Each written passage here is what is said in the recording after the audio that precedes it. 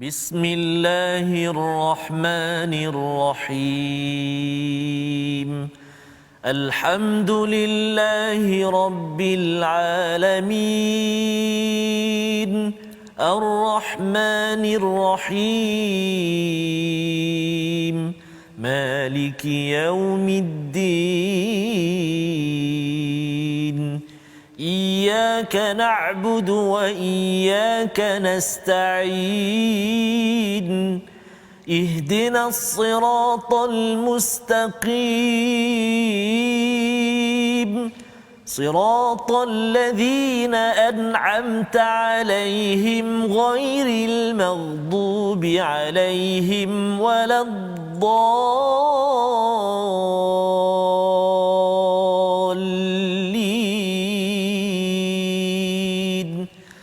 آمين. Assalamualaikum warahmatullahi wabarakatuh. Alhamdulillah wassalatu wassalamu ala Rasulillah wa ala alihi wa man walah. Syada la ilaha illallah, syada Muhammadan abduhu wa rasuluhu. Allahumma salli ala sayidina Muhammad wa ala alihi wa sahbihi ajma'in. Amma ba'du. Apa khabar tuan-tuan dan puan yang dirahmati Allah sekalian? Kita bertemu pada hari ini, kita menyambung kepada surah At-Taubah pada halaman 189. Pada Jumaat penuh barakah ini, kita doakan pada Allah Subhanahu taala, Allah pimpin kita. Allah akan luruskan, Allah beri nilai, Allah pimpin kita ke jalan yang lurus sebagaimana dalam surah Al-Kahfi kita membaca alhamdulillahillazi anzala ala abdihil kitaba wa lam yaj'al lahu iwaja. Segala pujian bagi Allah yang menurunkan kitab kepada hamba-Nya yang tidak ada bengkok, wa lam yaj'al lahu iwaja. Dengan al-Quran yang kita baca ini diharapkan sudah sampai kepada halaman 189 ini kita nampak secara jelas apakah tuntunan, apakah tuntutan, apakah panduan yang perlu kita laksanakan dalam kehidupan kita seharian. Dan pada hari ini kita bersama dengan Ustaz Tarmizi Abdul Rahman. Alhamdulillah Ustaz. Salam Jumaat. Salam barakah. Barakah. Yang kita doakan pada tuan-tuan yang di rumah juga. Ya. Adik-adik ada hari ini tak ada SPM. Mungkin. Ya, jadi kalau masih lagi minggu ini bermula yang akan disambung pada minggu hadapan, kita doakan barakah keberkatan kepada adik-adik sekalian dan moga-moga terus kalau rasanya terlupa sentiasa terus ingat kepada Allah Subhanahu Wa Taala. Itu panduan daripada surah Al-Kahfi yang dibaca pada setiap minggu bagi adik-adik ataupun ibu ayah yang mengamalkan sunnah Nabi sallallahu alaihi wasallam ini. Hari ini kita ingin melihat kepada halaman 189 bagaimanakah sinopsis bagi halaman ini. Mari kita sama-sama perhatikan. Bermula daripada ayat yang ke-14, kita akan melihat menyambung kepada semangat yang diberikan oleh Allah SWT kepada orang-orang yang beriman. Perangi musyrik sebagai azab daripada Allah dan membersihkan hati orang-orang yang beriman.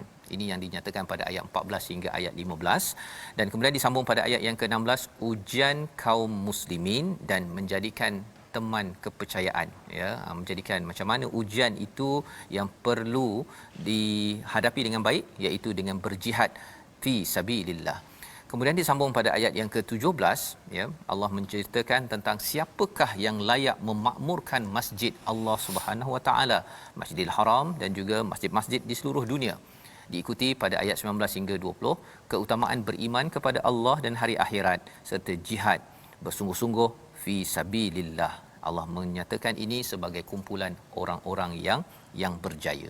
Jadi ini adalah kandungan daripada halaman 189 secara ringkas.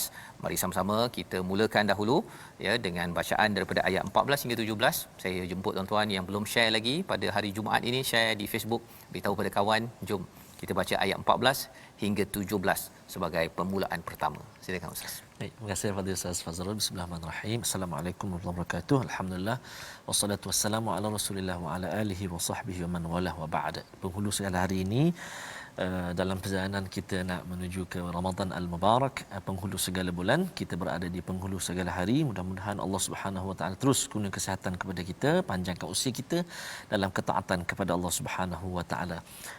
Saya kira muka surat ataupun halaman 189 hari ini sangat-sangat mustahak.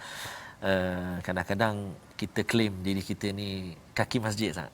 Ya. Tapi Allah menyatakan dekat sini sah, nanti insya-Allah siapakah yang sebenar-benarnya yang selayaknya memakmurkan rumah Allah Subhanahu Wa Taala, tak kiralah datang berjemaah ke, jawatan kuasa ke dan sebagainya. Muka surat ataupun halaman hari ini kita belajar betul-betul insya-Allah. Jadi mari kita baca dulu ayat yang ke-14 hingga ayat yang ke-17 muka surat 189. Ayuh sahabat-sahabat Al-Quran, ibu ayah yang saya kasih sekalian, kita mula dulu dengan bacaan murattal sabah insya-Allah. A'udzu billahi minasyaitonir rajim. قاتلوهم يعذبهم الله بأيديكم ويخزهم وينصركم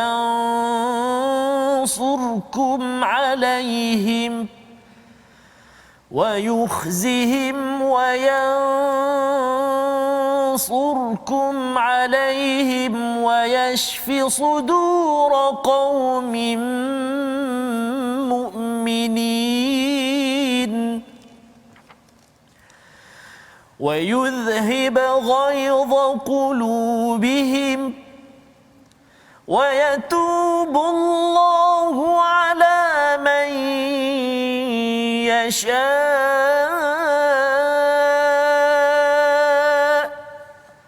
والله عليم حكيم.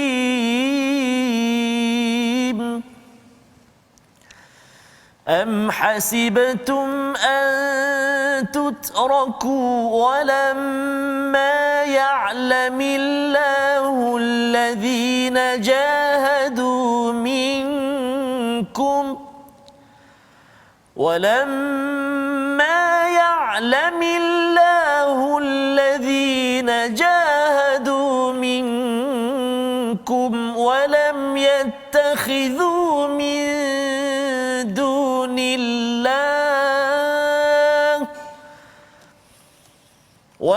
يتخذوا من دون الله ولا رسوله ولا المؤمنين وليجا والله خبير بما تعملون. ما كان للمشركين أن يعمروا مساجد الله شاهدين على أنفسهم بالكفر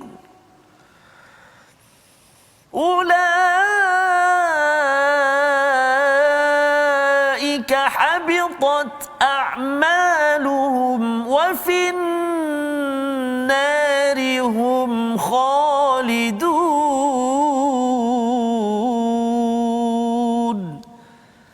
صدق الله العظيم. Surah Al-Azim ayat 14 hingga 17 ini memulakan perbincangan kita daripada halaman 189 menyambung kepada apa yang kita telah belajar pada hari semalam bila Allah menyatakan bahawa jangan takut ya, jangan takut pada manusia, fallahu ahaqqa an tahsyaw in kuntum mu'minin ya, Allah lah yang layak, yang benar-benar menjadi tujuan dalam kehidupan kita, yang perlu kita takuti jika kamu orang-orang yang beriman. Jadi ini adalah semangat yang Allah berikan. Maka pada ayat 14 Allah menyatakan qatiluhum ya, bunuhlah mereka ataupun perangilah mereka, yu'adzibhumullahu biaidikum, Allah akan mesti mengazab mereka dengan tangan kamu. Jadi ini adalah sebagai satu penerangan Ustaz ya. Kalau zaman dahulu Firaun ditenggelamkan dalam laut ya, maksudnya lautlah menjadi tentera. Kalau zaman kaum Ad, Samud ataupun kepada kaum Lut contohnya, ada puting beliung, ada diterbalikkan, itu semua adalah tentera-tentera Allah. Tetapi bagi umat Nabi Muhammad sallallahu alaihi wasallam ya, tentera Allah adalah sahabat dan Nabi sallallahu alaihi wasallam sendiri. Bukannya angin taufan, bukannya katak, bukannya kumal, bukannya kutu, tetapi sahabat sendiri adalah sebagai tentera yang akan mengazab kepada orang-orang yang tidak beriman pada Allah SWT. Pasal apa? Pasal mereka ni sendiri pun awal-awalnya telah membunuh, telah memerangi, telah mempenjarakan, telah menghalau orang-orang Islam, orang-orang beriman. Maka sebagai balasannya ialah mereka akan dapat azab daripada apa yang mereka buat. Ya, jadi di sinilah sebenarnya bila Allah cakap biaidikum sebagai satu motivasi kepada orang beriman, kepada kita juga. Kalau kita orang beriman, orang Islam berada dalam sebuah negara, mereka boleh beramal dengan baik dan orang bukan Islam pun menghormati, okey, tak ada masalah.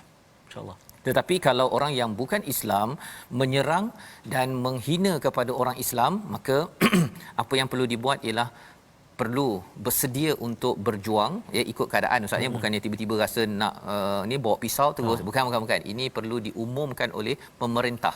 Kita ada tentera, kita ada panglima, kita ada agung. Semua tu kena tunggu dulu dia punya arahannya. Kalau diizinkan baru ia dapat dilaksanakan. Jadi apakah yang berlaku kalau berjuang ini? Wayuhzihim wayansurkum. Allah akan hina mereka, Allah akan beri bantuan kepada atas mereka. Wayashfi sudura qaumin mu'minin, dan Allah akan mengubati hati orang-orang beriman. Apakah yang diubat pada hati orang beriman? Ya, salah satunya ialah orang-orang yang beriman ini yang lemah dulu, bila dia dah lemah, Ustaz, ya, bila dah menang ini, dia boleh buat apa-apa sahaja kepada orang yang lemah, kan? Bila dah sampai ke Fathu Mekah, bila sudah dapat dah ada gerombolan yang ramai. Kalau Abu Bakar tu bawa beratus ribu orang daripada Madinah pergi ke Mekah tunaikan haji, Ustaz, pada tahun ke-9 ataupun ke-9 Hijrah tersebut, ya. Jadi dalam hal ini ialah bila Allah menyatakan pada ayat 14 ini, Allah akan ubat hati-hati mereka agar apa? Jangan sampai mereka berbuat aniaya kepada orang lain pula, ya. Wayudhib ghaidha qulubihim, dan juga selama ini mereka mungkin marah, mereka tak puas hati dengan orang musyrik yang selalu memungkiri janji.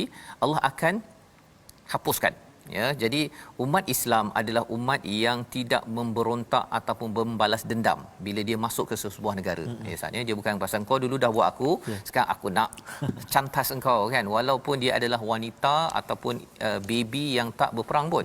Tidak, itu bukan ciri Islam, ya, yang dinyatakan dalam Al-Quran. Wa yatubullahu ala may yasha, dan Allah boleh menerima kepada taubat mana-mana orang yang bertaubat, yang kita dah belajar semalam, iaitu apabila solat dan juga menunaikan zakat. Wallahu alimun hakim. Allah ini amat mengetahui. Apa Allah tahu? Allah tahu tentang perancangan jahat orang yang musyrik, apa yang yang tertekan oleh orang beriman, tetapi akhirnya Allah yang bijaksana menyusun, akhirnya masuk ke Mekah itu tanpa tumpah darah, dan peristiwa-peristiwa perang selepas itu bukanlah perang yang tidak berhikmah. Dia perang yang penuh hikmah apabila memperjuangkan keadilan di dalam satu tempat. Itu sebab perang dalam Islam. Bukan kerana kita nak ambil negara sana, nak ambil negara situ, bukan. Itu bukan Islam. Baik.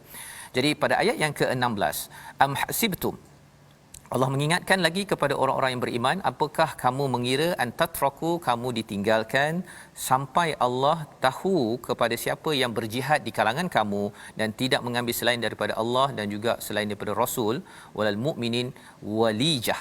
Dia ada istilah walijah di situ, Ustaz, ya.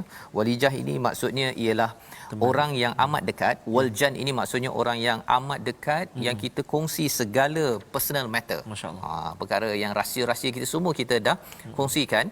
Tetapi Allah kata jangan ambil selain daripada Allah dan Rasul ini dan orang beriman dan juga teman ini, kecuali apabila dia dimanfaatkan untuk perjuangan. Ya, wallahu khabirum bima ta'malun. Allah mengetahui apa yang kamu buat. Pasal salah satu daripada peristiwa pada waktu ini ialah Khatib bin Abi Baltu'ah. Itu istilahnya, nama dia. Jadi beliau adalah orang yang bila dah tahu akan pergi ke Mekah itu, dia bocor rahsia. Bocor, hantar surat bocor rahsia. Ini ada disampaikan dalam surah Mujadalah, ya, ataupun Mumtahanah. Jadi dalam hal ini ialah Nabi maafkan, ya, Nabi tanya pada dia maafkan kerana beliau adalah daripada tentera Badar. Ya, tapi sebenarnya apa yang beliau buat itu, mengapa ditanya balik, mengapa engkau buat begini? Pasal dia kata bahawa kalau kalah orang Islam dekat Mekah nanti, bila berperang kalah, nanti habislah dia punya family dia, contohnya, kan. Jadi perkara ini Allah tegur bahawa jangan sampai kamu menjadi geng sana. Kamu mesti berada dalam geng orang-orang yang beriman, yang memperjuangkan kepada kebaikan. Dan selepas itu dinyatakan hakikat tentang siapa yang patut untuk memerintah. Ya, pada ayat yang ke-17, mungkin Ustaz boleh baca sekali lagi. Ayat ini adalah ayat yang dipasangkan dengan ayat yang ke-18 yang kita nak baca selepas daripada rehat nanti, iaitu siapa yang patut jadi AJK masjid. Ini Masjidil Haram, tapi bukan sekadar Masjidil Haram, ia juga diaplikasikan pada semua AJK yang ada. Kita baca dahulu ayat yang ke-17. A'udzubillahi minasyaitonirrajim.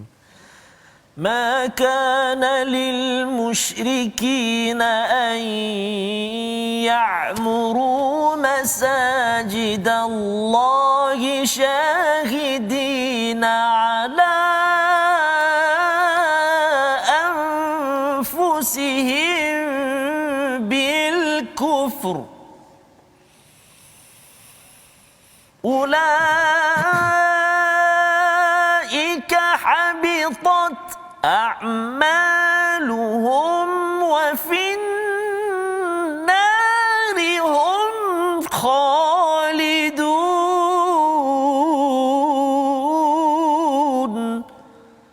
صدق الله العظيم.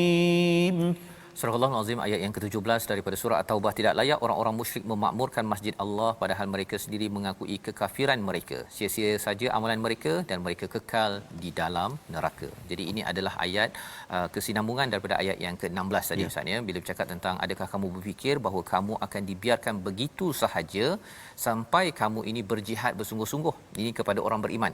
Ya, kepada orang beriman.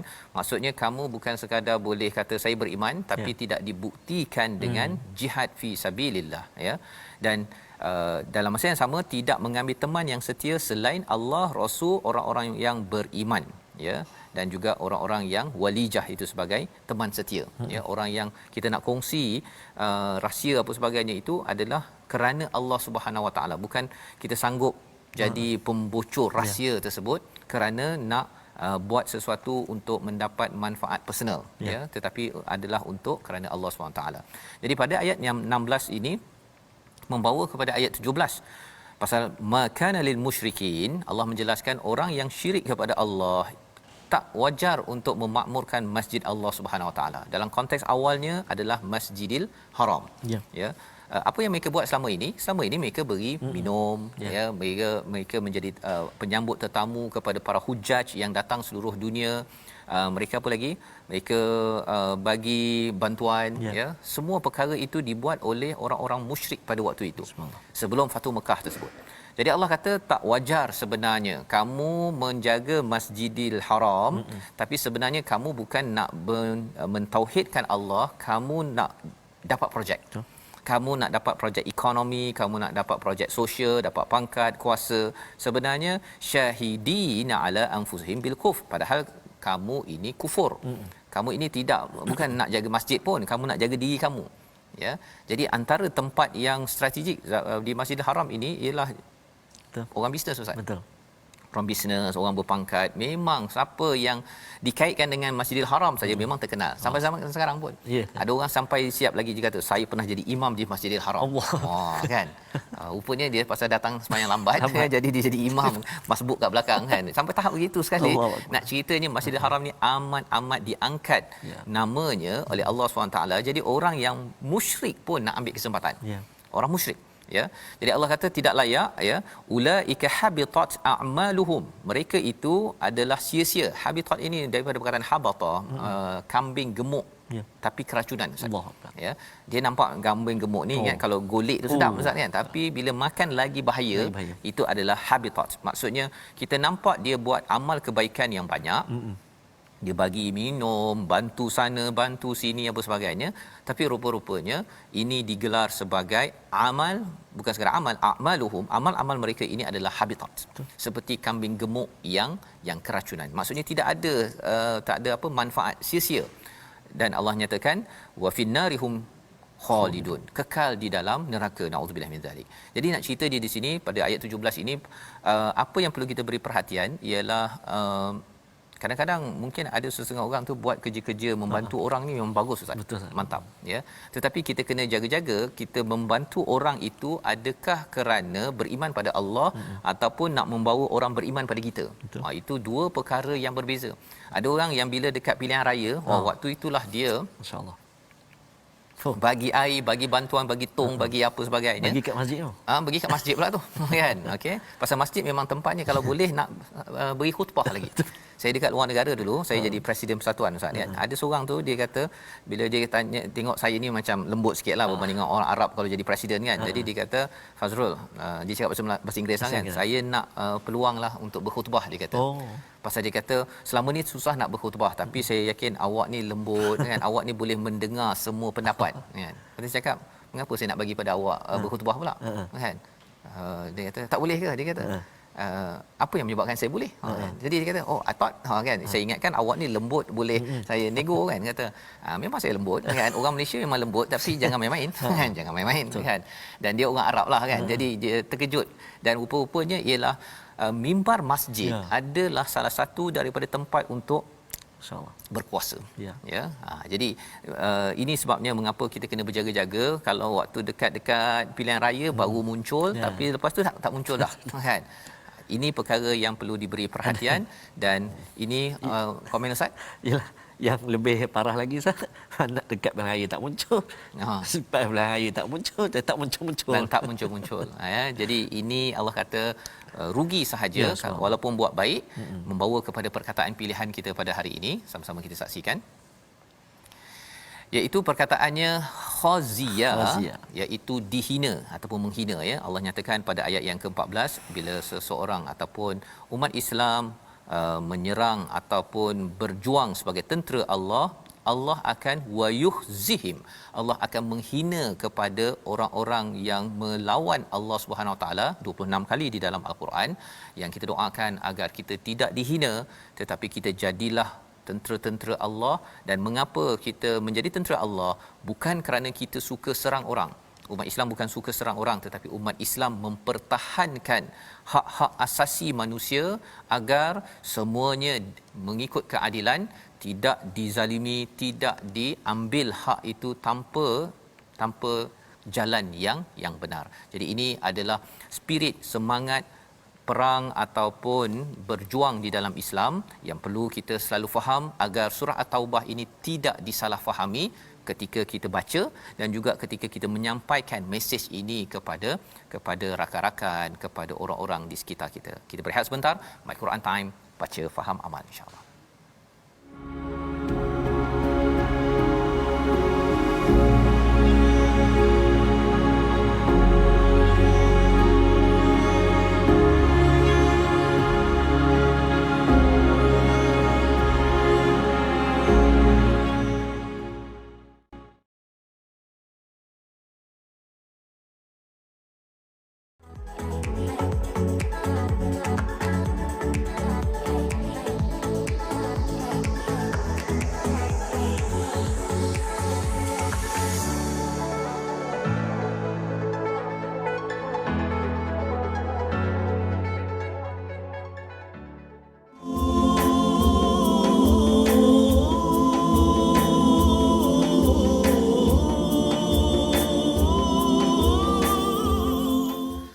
اللهم صل على محمد يا ربي صل عليه وسلم اللهم صل على محمد يا ربي صل عليه وسلم اللهم صل على سيدنا محمد وعلى آل سيدنا محمد. Mudah-mudahan kita memperbanyakkan ucapan salawat dan salam di penghulu segala hari ini. Kenapa? Kerana kita merindui kekasih kita baginda Nabi Muhammad sallallahu alaihi wa ala alihi wasallam. Insya-Allah kita doa pada Allah Subhanahu taala. Hari ini kita bercakap, banyak kali kita dengar Ustaz Fazrul menyebut Masjidil Haram dan sebagainya. Cinta kita, rindu kita kepada tanah suci Makkah dan juga Madinatul Munawwarah. InsyaAllah Allah Subhanahu Wa Taala permudahkan kita nanti insyaAllah. Tuan-tuan dan puan-puan, ibu ayah yang saya kasih sekalian yang sedang mengikuti sekarang ini, sambil-sambil itu boleh doakan anak-anak kita. Doakan anak-anak kita, ya Allah, kurniakanlah kelapangan, kefasihan, ingatan yang baik dan kejayaan buat anak-anak kami yang sedang menduduki SPM. Amin ya rabbal alamin. Dan seperti biasa kita nak ulang kaji lagi tajwid kita pada hari ini.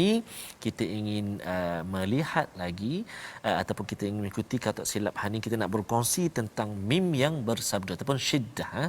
ataupun syaddah. Mari kita sama-sama ikuti insya-Allah paparan slide kita, iaitu nun sakinah dan tanwin, hukum nun dan mim musyaddadah. Hukum nun dan mim musyaddah. Nun dan mim musyaddadah adalah nun dan mim yang diletakkan tanda tasydid ataupun sabdu di atas keduanya. Kan? Maksudnya atas mim ataupun nun tu ada sabdu. Sabdu kan, tahu sabdu macam W kecil macam tu kan? Thumma inna, itu sebutan dia. Maksudnya kita kena dengung dua harakat. Dengung berapa? Dua harakat saja. Jangan dua rakaat pula. Dua harakat saja tuan-tuan dan puan-puan ya. Thumma inna. Itu contoh mim yang bersabdu dan juga nun yang bersabdu. Baik. Jadi sama-samalah nanti kita praktikkan dalam bacaan kita.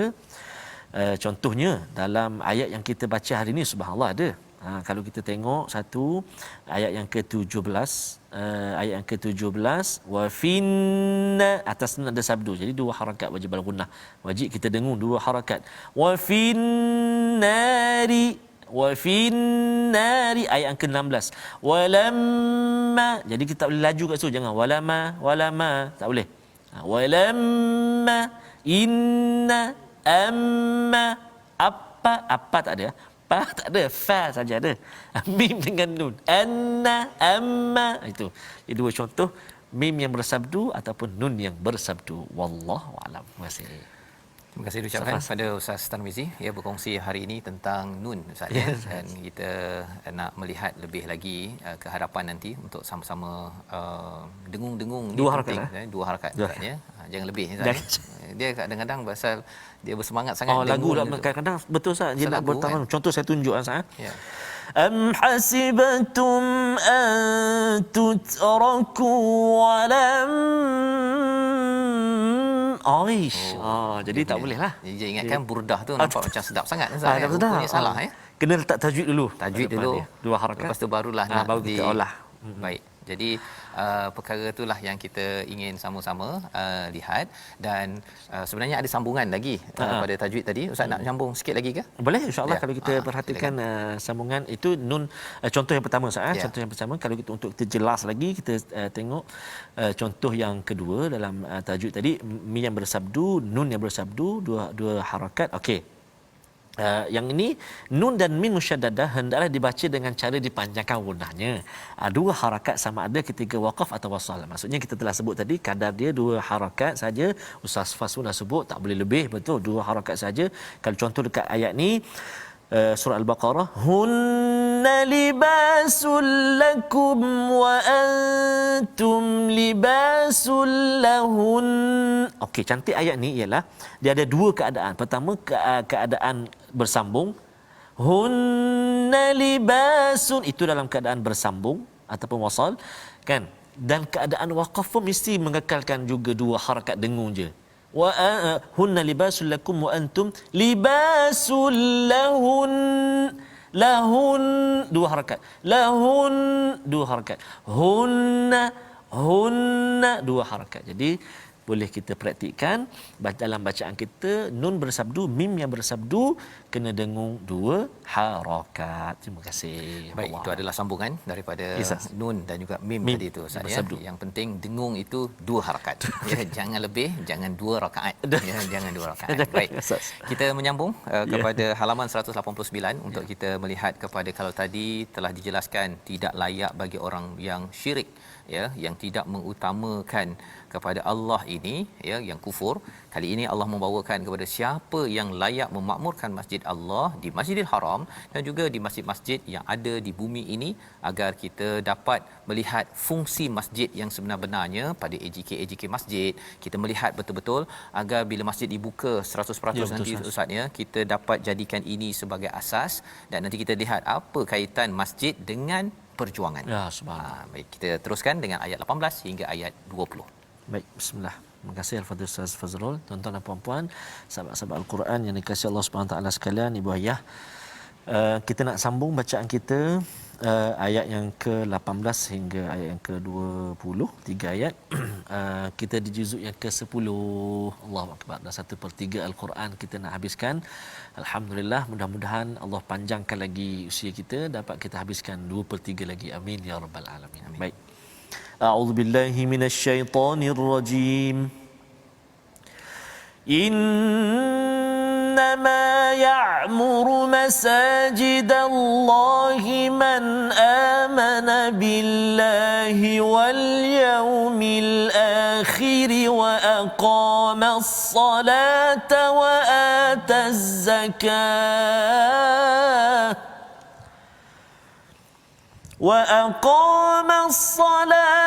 وآتى الزكاة ولم يخش إلا الله فعسى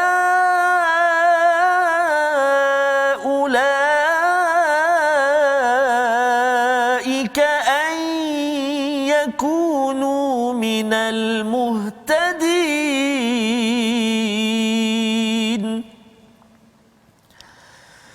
أجعلتم سقاية الحاج وعمارة المسجد الحرام كمن آمن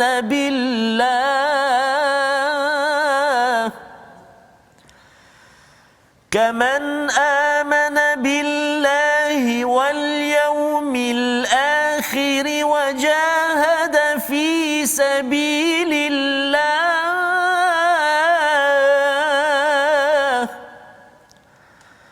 لا يستوون عند الله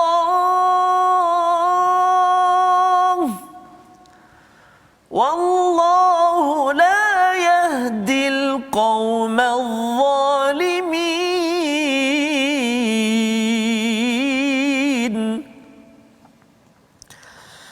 الذين آمنوا وهاجروا وجاهدوا في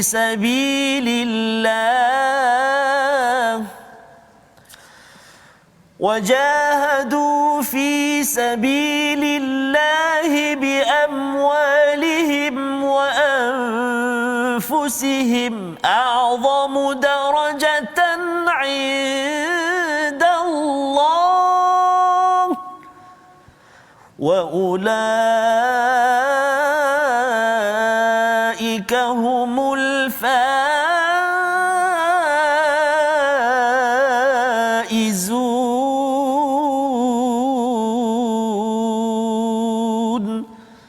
صدق الله العظيم.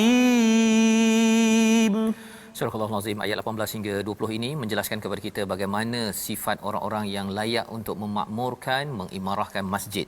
Innama ya'muru masajidallah adalah yang pertama, man amana billah, yang percaya kepada Allah, kepada hari akhirat, mendirikan solat, menunaikan zakat dan tidak takut kepada Allah Subhanahu wa taala, tidak takut kecuali kepada Allah Subhanahu wa taala.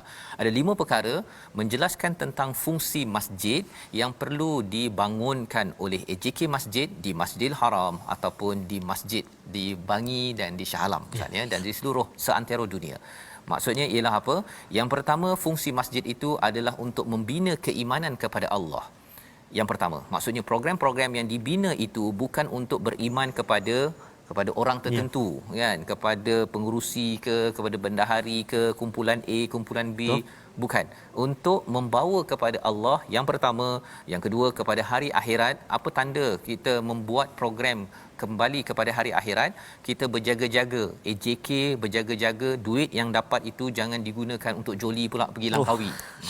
Ya, kena jaga-jaga. AJK dulu yang kena tahu sebelum kita cakap tentang qaryah di sekitar itu yang perlu diberikan program-program yang menyebabkan mereka tahu, saya bekerja ni, saya dipersoalkan, adakah saya amanah ketika melaksanakan tugas saya. Program begitu perlu dibuat, ya. Rasuah bukan dibuat oleh SPRM semata-mata, ya, tetapi dibuat juga program itu kesedarannya di masjid. Bagaimana transaksi sesama manusia ini mesti berasaskan kepada transaksi yang halal, contohnya agar di akhirat nanti tidak hutang kita ataupun muamalat kita ini tidak selesai. Yang ketiganya wa aqama solah. Yang itu biasa ustaz ya. Biasa orang cakap pergi masjid nak solat. Tapi sekarang ini kita tak dapat menunaikan solat mendirikan solat di masjid ya, bagi sebahagian tempat, bagi tuan-tuan yang mengikuti live ini. Jadi kita doa agar kita dapat kembali ya memaknai fungsi masjid. Khuatir nanti ada orang pergi masjid untuk solat, tapi solatnya itu adalah untuk dia bukan nak bawa kepada Allah, tapi untuk dia tunjukkan saya baik. Kan kalau saya baik bagi projek pada saya. Inilah yang berlaku kepada orang-orang musyrik di Masjidil Haram yang akan dijelaskan pada ayat sebentar nanti. Dan yang kelimanya ialah ataupun yang keempatnya wa ataz zakah, orang yang pergi yang memakmurkan masjid. Fungsi masjid adalah untuk menghasilkan orang-orang yang suka derma dan menunaikan zakat agar masyarakat di sekitar masjid itu dapat terbela. Dan yang keempatnya walam yasha illallah, ini amat menarik. Kerana apa? Kerana ayat ini muncul dalam ayat surah perang Ustaz ya. Walam yasha illallah, tidak takut kecuali Allah. Kalau tuan-tuan perasan semalam kita sudah pun melihat ayat yang ke-13, fallahu ahaqqa an tahshauhu in kuntum mu'minin. Pergilah berperang ya, pergilah berjuang. Kerana apa? Jangan takut kepada manusia, tapi takutlah kepada Allah. Istilahnya tahsyau. Jadi perkataan khasyah ini muncul sekali lagi ya, khasyah ini pada ayat yang ke-18. Ciri orang yang memakmurkan masjid, fungsi masjid adalah menimbulkan takut hanya kepada Allah semata-mata. Ya, tidak berani untuk dia berasuah, tidak berani untuk dia pecah amanah, tidak berani dia untuk buat perkara-perkara yang dosa. Kalau silap dia akan cepat-cepat bertaubat. Kerana ini kalau dibina di masjid, maka kesannya akan tersebar ke seluruh masyarakat. Dan kalau perlu berjuang tak takut. Tak takut. Orang yang sembahyang kat masjid, orang yang berani kalau kata jom kita perangi orang-orang yang mengganggu negara ini. Jom. Ya, dia tak ada pula tak apalah awak pergilah, saya duduk kat masjid je takut kan. Itu bukan ciri orang yang benar-benar memakmurkan masjid. Ya, jadi inilah fungsi masjid yang perlu kita angkat ya. Sebenar-benarnya moga-moga Allah bekalkan kita kembali ustaz ya. Dapat nanti Ramadan nanti kembali balik ya. Tapi 5 perkara ini perlu dihidupkan. AJK kena tengok balik adakah program kuliah asyik nak suruh orang dengar perkara yang sama ataupun menghidupkan 5 fungsi. Dan Allah nyatakan ulaika fa'asa ulaika an yakunu minal muhtadin ya. Moga-moga ini akan menyebabkan mereka menjadi orang yang muhtad ataupun muhtadin, yang diberi hidayah, yang dipimpin oleh Allah. Kalau kita buat 5 perkara ini, kalau AJK Masjid buat program yang berdasarkan 5 perkara ini, insya-Allah qaryah tersebut akan menjadi qaryah yang sentiasa dipandu hidayah oleh Allah. Dan inilah yang akan tersebar ke dalam organisasi, tempat kerja, dalam keluarga, di sekitar kawasan masjid tersebut. Dan di dalam ayat yang ke-19 Allah nyatakan, aja'altum, adakah kamu mengira bahawa orang yang beri minum kepada orang yang mengerjakan haji dan memakmurkan Masjidil Haram itu sama dengan orang yang beriman pada Allah, hari akhirat dan berjuang fi sabilillah. Ya. Tadi awal tadi yang pergi masjid adalah man amana billah wa yaumil akhir, dirikan solat, zakat dan juga tidak takut pada Allah. Kali ini Allah rangkumkan kepada wajahada fi sabilillah, bersungguh-sungguh pada jalan Allah ini paling kurang ada 3. Yang pertama, bersungguh-sungguh nak pergi sembahyang ustaz. Mendirikan sembahyang. Kalau tak dapat pergi masjid, kita solat dekat rumah berjemaah dengan ahli keluarga, bersungguh-sungguh. Itu jihad kita. Yang keduanya apa? Jihad dalam usaha kehidupan seharian sampai bayar zakat. Itu jihad seterusnya, jihad ekonomi. Dan yang ketiganya ialah walam yahsya illallah, tidak takut pada Allah. Itu maksudnya jihad qital, jihad berperang kalau diperlukan untuk berperang. Itu level 3 ya.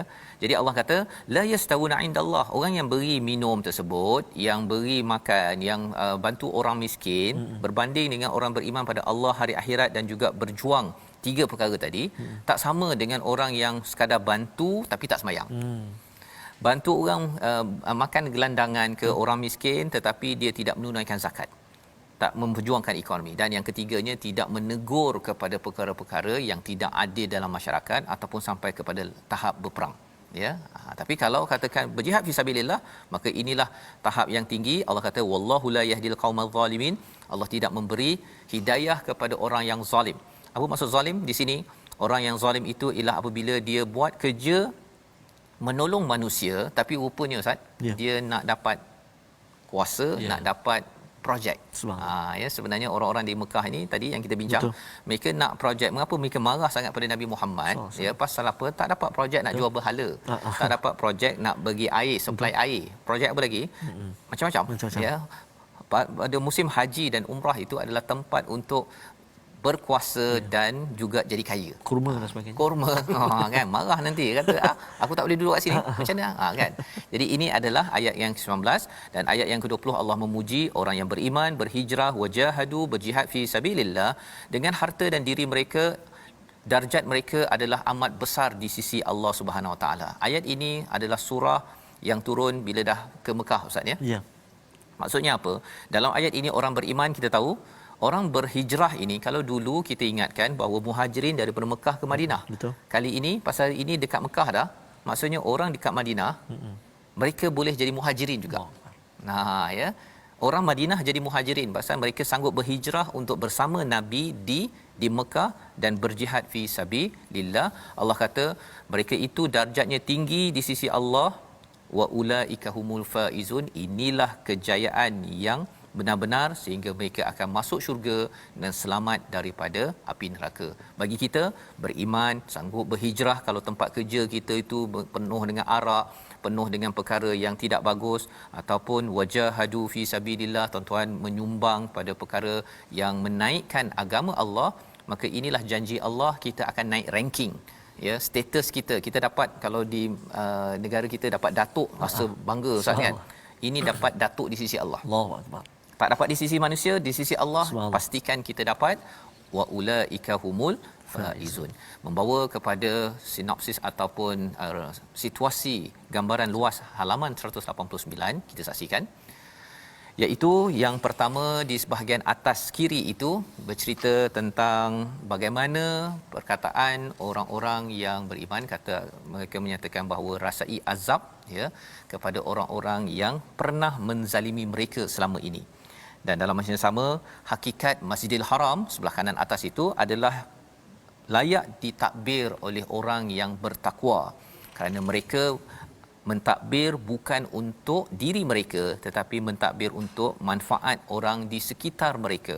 Ya, mereka menunaikan zakat, mereka tidak takut kecuali kepada Allah Subhanahu Wa Taala. Dan dalam masa yang sama, di bawah itu orang-orang yang syirik kepada Allah perlu mempersoalkan mereka ni betul ke tak betul. Kalau mereka betul, mengapa mereka tidak dibantu oleh Allah dalam kehidupan? Tetapi bagi orang Islam, kita yakin bahawa perjuangan ini adalah perjuangan yang memang benar membawa kejayaan sampai ke syurga. Membawa pada resolusi kita bersama pada hari ini. Yang pertama, berjuang sebagai tentera Allah dengan mengajak ke arah kebaikan dan memerangi kebatilan. Yang pertama, buktikan keimanan dengan kesediaan untuk berjuang pada bila-bila masa diminta. Dan yang ketiga, kita sama-sama imarahkan masjid dengan keimanan kepada Allah dan hari akhirat.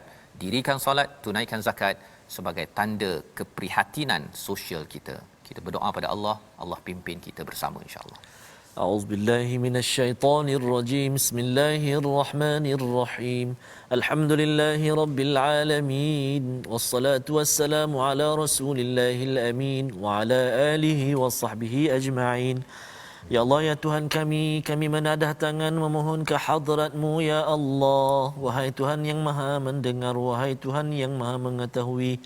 Ya Allah, wahai Tuhan yang Maha Pengampun, ampunkan dosa-dosa kami ya Allah. Ampunkan dosa-dosa mak ayah kami ya Allah, ibu ayah mertua kami ya Allah. Kasihani mereka sebagaimana mereka kasih buat kami sejak kami kecil lagi ya Allah. Ya Allah, ya Tuhan kami rindu untuk bersama sahabat-sahabat kami berjamaah di rumah-rumah-Mu, masjid-masjid-Mu ya Allah. Maka ya Allah, permudahkan kami ya Allah untuk kembali ke rumah-Mu, masjid-masjid-Mu ya Allah, mengikut bersalat berjamaah dan juga mengikuti majlis-majlis ilmu ya Allah, birahmatika ya arhamar rahimin.